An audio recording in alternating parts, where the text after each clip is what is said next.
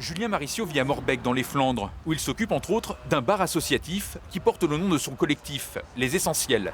Et c'est aussi parce qu'il parle au nom de ce collectif qu'il ne souhaite pas montrer son visage pendant notre interview. Vous savez, je suis un petit entrepreneur, voilà, un mec qui n'a même pas fait d'études, qui s'est hissé tout seul à l'échelle de la société où je me situe aujourd'hui, qui galère comme tout le monde. Vous voyez, cette année, je pars pas en vacances parce que j'en ai pas les moyens. Ce père de famille quadragénaire, professionnel du marketing, est devenu l'une des chevilles ouvrières du mouvement du 10 septembre à travers le site internet des Essentiels.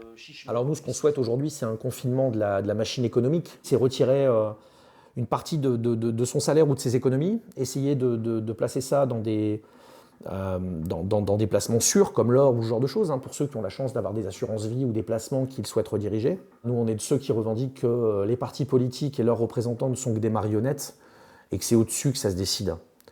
Donc visons au-dessus. Parmi ses modèles, il cite aussi bien Coluche que le général de Gaulle. Concernant le général de Gaulle, c'était quand même le mec qui dénonçait les partis, quoi. Et aujourd'hui, quand vous regardez la machine politique comme elle est conçue, vous voyez, la droite parle à la droite, la gauche parle à la gauche, le centre parle au centre, les écolos. Plus personne ne parle ensemble, plus personne ne cherche à convaincre, à décider. Vous regardez les émissions politiques aujourd'hui, mais c'est d'une tristesse. On est là pour changer le système dans son intégralité.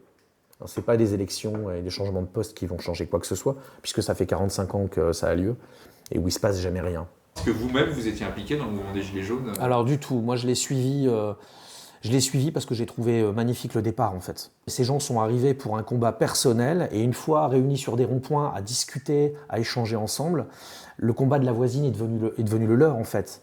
Et ils ne se battaient plus pour eux, mais ils se battaient pour l'ensemble du collectif. La colère a toujours été saine. C'est un carburant. Ce carburant, il faut l'utiliser pour faire fonctionner la bonne machine. Ça n'est que de l'écho hein, qu'ils reçoivent là. Hein.